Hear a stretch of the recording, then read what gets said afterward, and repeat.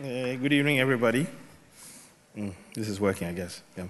Okay, I want to tell you a bit about Africa, technology, what we've experienced, what we've been involved with, and so on. Should be interesting.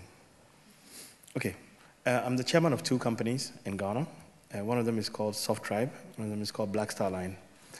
theSOFTtribe is a software company which I set up after I finished college and moved to Ghana with no money and reluctant parents who didn't want me in Ghana.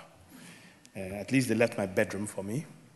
I studied manufacturing, and I thought I wanted to work in the private sector. I wanted to run my own business, and I couldn't afford a factory. And I realized I had a PC, and it could make software, and that was a factory. So that was my first spark. Now, I started writing software and selling software cold turkey. In the old days, no internet, no mobile phones. So we look at an industry, we write programs, we go knocking on doors.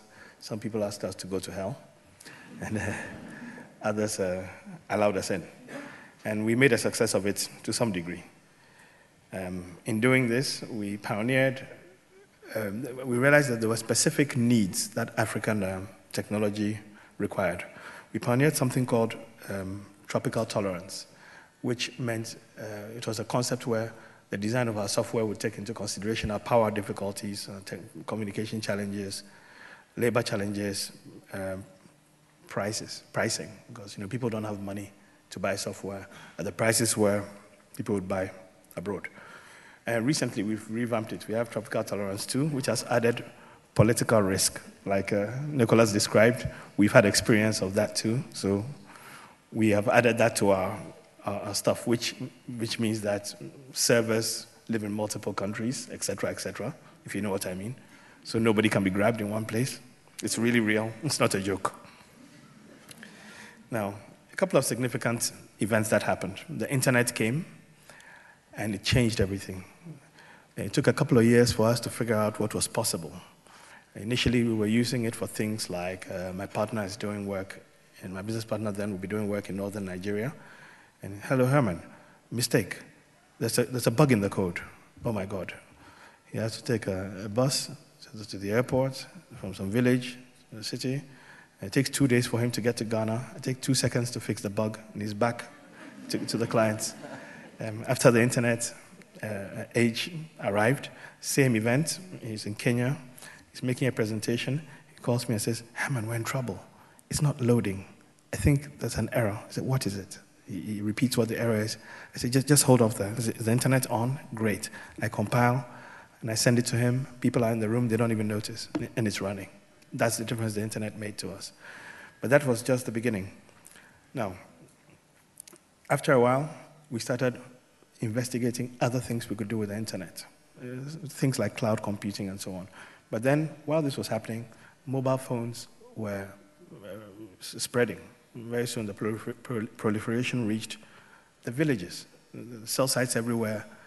And for us, the light went out. The light went off. That, look, 500 million, potentially, new Africans have just entered the market. These are people who, my friends from Europe, when I first moved to Ghana, used to tease me. Hey, Herman, you live in the black hole. I thought it was a racial slur, but I realized they were quite right. There was no communication to most of Africa. And it was so difficult to communicate. Suddenly, with the advent of mobile phones, and the mobile phones in Africa also recently have this facility where everywhere there's mobile telephony. Not only does SMS work, but to some degree, you can get an internet dongle to work. Now, this changes everything. And we have 500 million new people. We call them, in our organization, we call them new victims. But they are potential clients, and we can do business with them, and so on. As soon as we found this out, we started thinking through it, and we came up with the new company called Black Star Line. That company is an e-commerce company. It's got shopafrica53.com and African Liberty Credit, which is kind of like an eBay/Amazon.com/Alibaba, and a PayPal, albeit Africanized, because whereas you can, in America, you can announce as eBay that, look, everybody load up your stuff. In Africa, nobody's going to be able to load it up. You have to actually NGO style go in the bush and have merchandisers and so on So we've been doing this for the last 3 years. It's taken time. But essentially, I would expect by the end of the year latest, it should be seamless and it should be smooth. You should be able to sit here, look on our website, have a payment system that is Africa-friendly, yet international. We've designed everything. The other problem we had was the partners we're working with were caught pants down. They just didn't expect we would have the technology ready to say, hey, look here, how many of these can you make? What if we hooked you up? I said, whoa, I can only make 5. Well, you need to gear up your manufacturing. The Chinese can order 5 million, so get ready. Things like that. Even our financial partners, the banking partners, we've had to push them along to get them to where they can handle the kinds of volumes, and we don't want to make a mistake. We're another African casualty. So we'll take our time and do it properly. So it's taken 3 years, and I expect by the end of the year we'll be there. But what this has allowed us to do is that I read somewhere that, in places like America, the mom and pop shops do over 50% of the national revenue. It's not the IBMs and Microsofts. It's more the mom and pop shops. And Africa is full of those. Every West African is some kind of trader. They're doing some deal somehow. So it comes naturally. So we're basically harnessing all those people and plugging them into the global trade. Now, I'll tell you about some of the merchants we have. We've had villages where the chief has sent somebody to us, and they've tidied up 4 huts for people in Europe to come and have their honeymoons in their villages. These are people who they had no hope, of making that kind of money. £1,000 will pass through the village in a week, which was unthinkable before. Also, other things. Suddenly, young people who are in journalism are setting up streaming TV stations on our web mall, right? Suddenly, them and BBC. No difference. International footprint. In fact, they will charge subscription fees. They don't have to depend on government. Right? And then other things like people sitting here who traditionally would wire money to Africa, suddenly because of our system, you'll be able to pay your bills in the diaspora and pay your bills without sending your money to Kojo, who has a drink down the road, instead of paying the bills for your grandmother's house. So things like that are coming. The trick we have discovered is we meet Africa where it is. We don't try to go and invent anything. What exists is enough. We have SMS into the bush. We have internet in the cities. Just those 2 things. We have software development capability. We can innovate around that. I agree. Other things will come. Maybe the quality of internet connectivity in the villages will improve, but it's all right. What exists can do international trade. I kind of hate, to some degree, wanton dependence and reliance on aid. So forgive me. Okay, now, you notice that what we've described does not involve the government, which is very important, because a lot of businesses are impeded by the big men in the cities who, for the Africans here, you know what I mean. Right? Now, so this is what we're doing on the trade side and the e-commerce side. On the payroll side, on the software side, that has been affected also by these new technologies. I'll give you an example. The platform we designed to handle the payments, we found on the side, because of the delays we've had with some of the partners, we've had to come up with all kinds of new ideas, fascinating things that we're doing in that regard.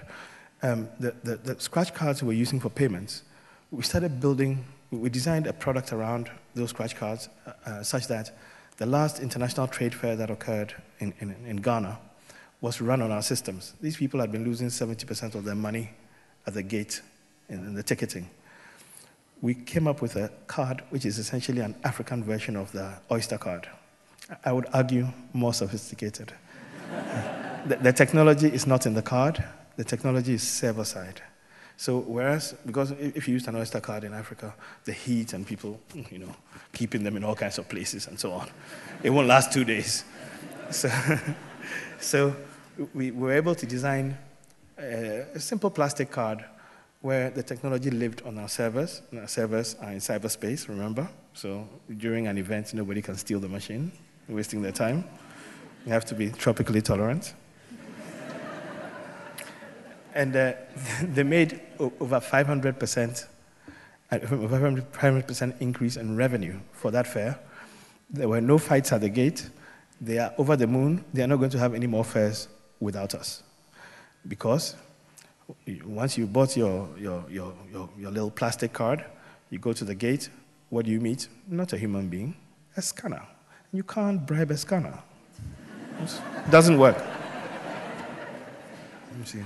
So they're very excited, and just to let you know what these technologies make possible in Africa, the whole time, the management of the Trade Fair Authority, they sat upstairs. Normally they're downstairs fighting with everybody. This time they sat upstairs, and we gave them a link and then plugged into our servers, and just went gate 1, gate 2, gate 3, gate 4, gate 5, and just watching the numbers live. Hi, Herman, there's $5,000, 5,000 CDs in the box. Yeah, could you bring it up? Because they could see live what was happening, monitoring the gates, know how much money is in the till, and so on. And what I'm most proud of in that regard is that this whole technology we put in place, they didn't have to go and suffer the indignity of asking the government to borrow on their behalf from the World Bank. We did a revenue split with them. Local technology, revenue split. I think this is the way forward. The aid game has to die. Now, how long more? 2 minutes, okay, very quickly. Other products that we're working on, just to give you an idea of how excited we are and the kinds of things that are coming up. We just signed an agreement with a bunch of insurance companies. We're coming up with a micro-insurance product where, scratch card, insurance, that's all I'm saying. It's not out yet. We've done a deal with one of the international accounting firms. A lot of companies in West Africa need efficient payroll systems. These things are expensive. They can't afford them. Even governments need them. They can't afford them. We had the leading payroll product. We stopped, went back to the lab, given the existence of the internet and the cloud technology, went back to the lab, redesigned the product. Guess what? It's now virtually free. Why? Works for everybody. We hooked up with a bank, which says if you move your account, if the workers of any company would move their accounts to us, we will pay for the accounting firm and theSOFTtribe to process your payroll. So suddenly, any company can afford world-class payroll, which we used to sell to the Unilever, government of Ghana, and so on. Now you and your 5 workers, no problem. Move the accounts to that bank. We run it every month. You just receive an email from an international accounting firm with all the pay slips and all the reports. By the way, all these things I'm describing, they don't live in one country. SMSs don't have a border, and emails don't have a border. So we are uniting and removing the artificial borders with technology. Now, I'm going to try and end. I think we have a very bright future. Sorry, given these technologies, we have a very bright future. We are very excited. We think we're going to be very rich. And we're going to carry a lot of people with us. And we don't think we're confused, right? And, Africa will get its dignity back, and we will not have all these, not all of them, but a lot of them are these aid organizations that are giving us a warm place to sleep and then taking over our resources, which is far pimping, really. Thank you.